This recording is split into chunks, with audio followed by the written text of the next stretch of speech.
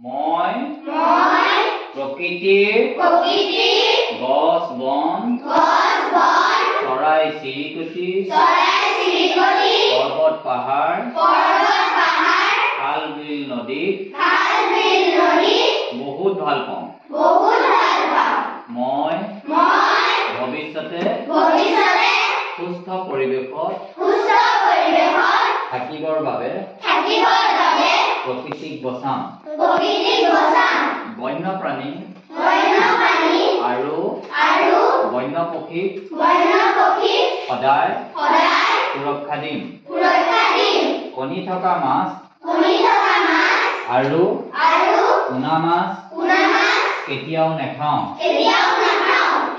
প্লাষ্টিকৰ ব্যৱহাৰ